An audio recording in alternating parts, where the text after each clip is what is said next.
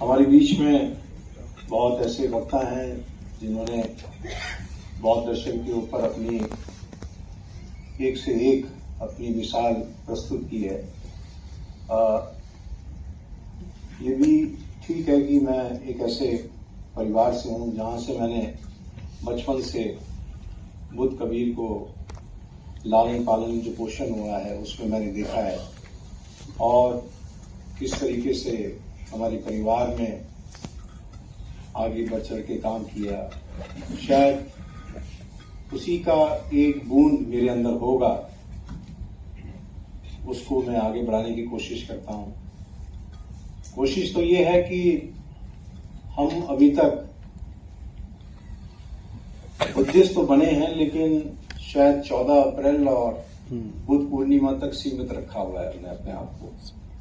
हमारे व्यवहार के अंदर अभी तक बौद्ध धर्म नहीं आया है और ना ही हम इसको अभी तक समझने की कोशिश कर रहे हैं। जब तक हम अपने जीवन में और डेली रूटीन के अंदर हम इनको नहीं समझेंगे तब तक हमें इसमें कामयाबी इस तरह से नहीं मिलेगी। जो ये बौद्ध दर्शन गोष्ठी आज जो सेमिनार है ये एक रेफरेंस पॉइंट है, इसको आप सिर्फ रेफरेंस समझिएगा। लेकिन करना तो बहुत कुछ है। यहां से आप रेफरेंस लेके जाते हैं, हम लोग लेके जाते हैं, लेकिन घर में जो है हम अपनी फौजी भाषा में बोलते हैं कि टोपी झाड़ के फिर हम सो जाते हैं। जब तक हम इस तरह से चलेंगे तो हो सकता है कि वो बौद्ध धर्म, बुद्ध कबीर रविदास का जो अपनी संस्कृति है, जो उसका दर्शन है, वो हमने अपने घर में शुरू नहीं की है। सिर्फ सेमिनार और हमने कुछ संगठन बना रखे हैं, उनके हॉल तक ही सीमित रह गया है। हमें इसको घर तक लेके जाना है। हमारे अंदर बहुत कमियां हैं। हम गलती क्या करते हैं अपने जीवन में, दूसरे की कमियां बहुत निकालते हैं। जो मैं बचपन से देख रहा हूं, इतनी ज्यादा कमियां निकालते हैं कि उस तरह हमने ये किया, उस वर्ग ने ये किया, वो किया। वो तो ठीक है, उससे तो आपने रेफरेंस पॉइंट ले लिया, लेकिन हमने आगे जाके क्या करना है, फ्यूचर हमारा क्या होना चाहिए, वर्तमान में क्या करना है, उसके ऊपर हमने कभी नहीं सोचा। बाबा साहब के ऊपर जो राइटिंग स्पीचेस हैं, शायद इसलिए बचपन से हमने देखा है कि फादर साहब को बहुत बड़ी जिम्मेदारी दी गई थी जब डॉक्टर अंबेडकर फाउंडेशन में, और उससे पहले जो घर का माहौल था, क्योंकि दोनों मेरे फादर से जो दोनों छोटे भाई हैं, जो मेरे चाचा जी हैं, जिन्होंने 8-10 किताबें बौद्ध धर्म के ऊपर लिखी, और 1970 में उन्होंने जो पीएचडी की तो वो विनय के ऊपर की, और किसी ने सूत पिटक के ऊपर की, और कोई ऐसे थे जो कविताएं लिख के, जो पोइट्री जो है अमिताभ बुद्ध करके उन्होंने 400 पेज लिख दिए कि बुद्ध किस तरह से रहे होंगे, कबीर किस तरह से रहे होंगे, अशोक किस तरह से रहे होंगे, बाबा साहब की क्या कंट्रीब्यूशन है। तो हो सकता है कि उस घर से कुछ तो आपको एक छोटी सी झलक शायद मेरे अंदर भी मिल जाएगी कि उस घर से मैंने क्या सीखा है। बातें बहुत होती हैं बोलने के लिए, क्योंकि सेमिनार का अर्थ ही यही है कि हम कुछ अपनी बात रखें, और जो आपके प्रश्न है वो बहुत महत्वपूर्ण होते हैं, क्योंकि उस प्रश्न से जो है मेरा जो विजडम है, जो मेरी प्रज्ञा है, वो थोड़ी सी बढ़ती है। और सुनिश्चित तौर से जो हमारे जितने भी रिनाउंड स्पीकर्स हैं उनकी भी प्रज्ञा बढ़ती है, क्योंकि आपने कुछ ऐसे क्वेश्चंस पूछे हैं जो बहुत हमारे लिए महत्वपूर्ण होते हैं। फिर से हम कहीं ना कहीं दूसरी रिसर्च में लग जाते हैं, और ये जरूरी भी है। विडंबना ये है कि हमारे रोजमर्रा की जिंदगी में हम अपने 15 मिनट और आधा घंटा हम अपने इस बौद्ध दर्शन की तरफ नहीं लगाते हैं, दूसरे लोग लगाते हैं अपने धर्म के लिए। हमें उनसे उनकी अच्छाइयां सीखनी चाहिए बजाय उनकी बुराई करके। क्यों अपने वर्चस्व को लेके वो अपना आगे चल रहे हैं या अपनी संस्कृति को आगे बढ़ा रहे हैं? क्योंकि उसका सबसे बड़ा मूल सिद्धांत ये है कि उनके घर के अंदर संस्कृति है, बाहर नहीं है।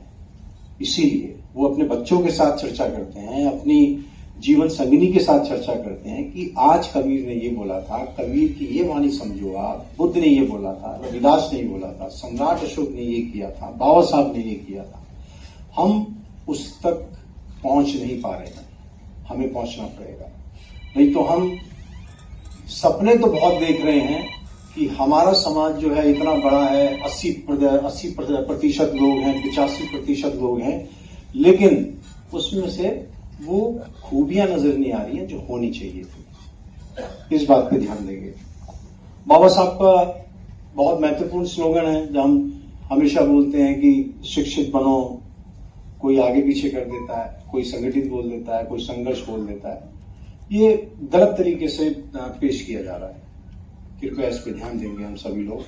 बाबा साहब ने, अगर आप लोग जो मंच पे आसीन है वो एग्री करेंगे कि उन्होंने सिर्फ यही बोला था, एजुकेट, एजिटेट और organise. I hope I am correct doctor Rajkumar साहब। एजुकेट का मतलब और लिटरेट होने में there is a difference between the who is the literate person and who is the educate person. Literate person who attain only the qualifications of the professions, but the educated person who has the knowledge of his social point of view, his cultural point of view, his religious point of view, his political point of view, his economical point of view.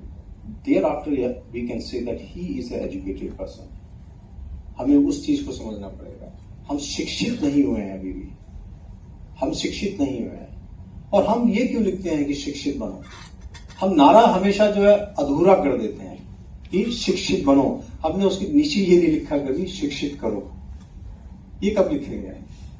ये हमें लिखना पड़ेगा, शिक्षित बनो, शिक्षित करो। और हमें शिक्षित किस चीज में करना है कि हमारा समाज, अगर मान्यवर साहब भी बोलते हैं या बाबा साहब बोलते हैं कि बहुत सोया हुआ समाज है, तो वो सोया हुआ इसलिए है क्योंकि मेरे जैसे लोग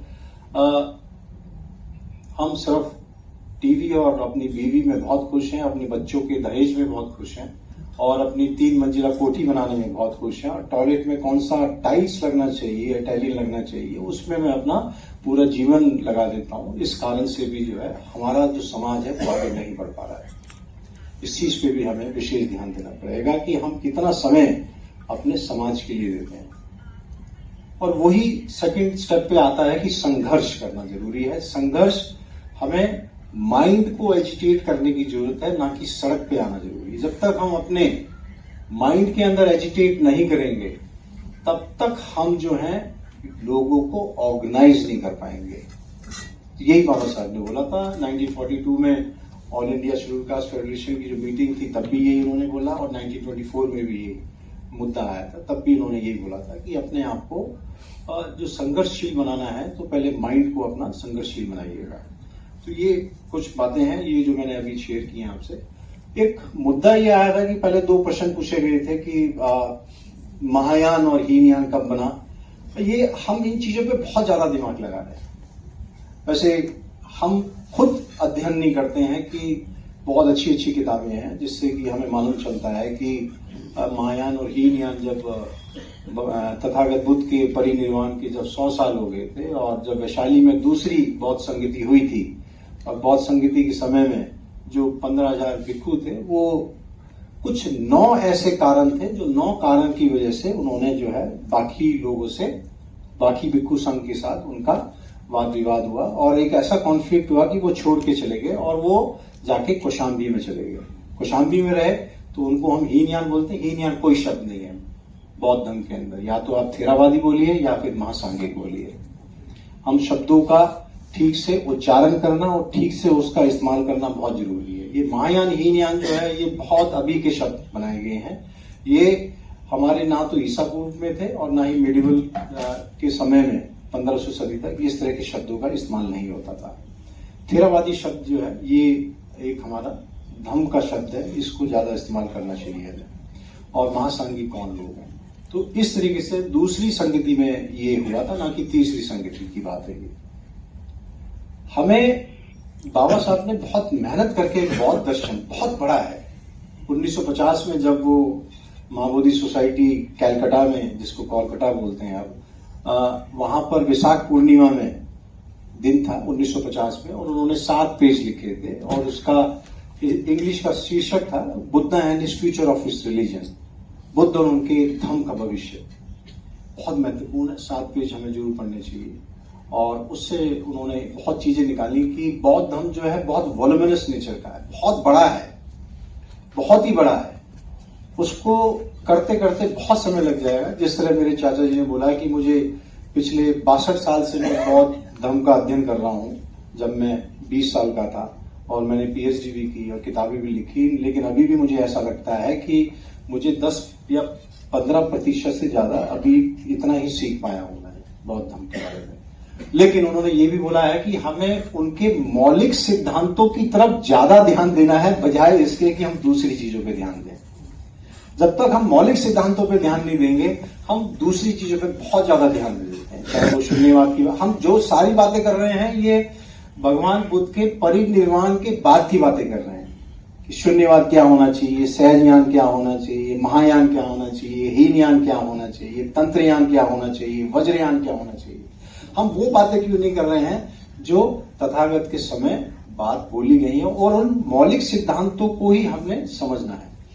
डॉक्टर राजकुमार साहब ने बिल्कुल ठीक बोला है कि हमें बुद्ध कबीर रविदास को आध्यात्मिक सोच तक नहीं रखना है। उनके दर्शन को वहां तक सीमित मत रखिएगा आप लोग। उनका दर्शन बहुत बड़ा है। जब तक हम उसको सामाजिक, सांस्कृतिक, आर्थिक और राजनीतिक तौर से भी उनको समझना जरूरी है। उनकी सोच क्या है, गौतम बुद्ध की क्या सोच है? क्या वो सोचते हैं कि आर्थिक सशक्तिकरण के लिए? क्या वो सोचते हैं राजनीतिक परिवर्तन के लिए? क्या वो सोचते हैं सामाजिक परिवर्तन के लिए? हमने उनको बहुत आध्यात्मिक सोच तक ही सीमित कर दिया। ये बहुत गलत हो जाएगा। हमने उनको एक ये बोल दिया कि ये अहिंसावादी व्यक्ति है। अहिंसा ये शब्द ही नहीं है बौद्ध धर्म के अंदर। ये शब्द ही नहीं है। हम क्यों इसका इस्तेमाल करने लग जाते हैं? हमें ये सोचना चाहिए कि बुद्ध से ज्यादा कोई प्रैक्टिकल व्यक्तित्व नहीं रहा इस देश के अंदर। बहुत ज्यादा प्रैक्टिकल, वो भी आज से 2500 साल पहले। कितना वो एक व्यवहारिक रूप से रहे होंगे, जिन्होंने ये बोला है कि 2 तरह की हत्या हैं, वो आप थोड़ा ध्यान रखिएगा, विल टू किल और नीड टू किल। क्या हमारी जरूरतें हैं किसी को मारने की, कि आपके ऊपर कोई आक्रमण कर रहा है तो वहां बिल्कुल बोलते हैं कि आपको आक्रमण करना पड़ेगा उसके साथ। विल टू किल नहीं होना चाहिए कि आज मुझे स्वाद आ रहा है कि आज मैंने जो है ये मार के खाना है, तो वो उसके लिए उन्होंने मना किया है। और लिच्छवियों के बीच में जो बातें चली हैं, लिच्छवियों के बीच में उन्होंने बोला है कि उन्होंने युद्ध करने के लिए प्रोत्साहित किया है। हमें इन चीजों को सोचना है। क्या हमने इस चीज का अध्ययन किया है? बहुत अध्ययन करने के बाद ही आपको ये निर्णय लेने पड़ेंगे कि तथागत बुद्ध किस तरह के व्यक्ति थे। दंड देने में भी तथागत बुद्ध जो है पीछे नहीं हटते थे। विनय के अंदर कोई आ गया तो वो दंड नहीं, उनके दंड दूसरे तरीके के होते थे। एक उनको भ्रम दंड देना आता था, और लास्ट महापरिनिर्वाण के समय में बोल रहे हैं कि क्षण को जो है दंड देना, भ्रम दंड देना। इस बात का भी विशेष ध्यान हमें रखना पड़ेगा। क्या वो इस तरह के व्यक्ति रहे हैं? बिल्कुल रहे हैं वो इस तरह के व्यक्ति। हमें इन चीजों का ध्यान रखना है कि तथागत बुद्ध जो है वो अपनी सामाजिक परिवर्तन के लिए कितना उन्होंने काम किया होगा। आज जितने भी लोग अपने आप को बौद्ध दर्शन के अंदर लेके चलते हैं, लेकिन क्या वो उस तरीके से बौद्ध धर्म को या बौद्ध धर्म को ठीक से एक ग्रामीण क्षेत्र में या कुछ दूसरी जगह पे उसको समझा पा रहे हैं या उसकी देशना कर पा रहे हैं? ये मेरी आप वीडियो रहने दीजिए, बंद कर दीजिएगा वीडियो प्लीज। मेरी रिक्वेस्ट है आप सबसे।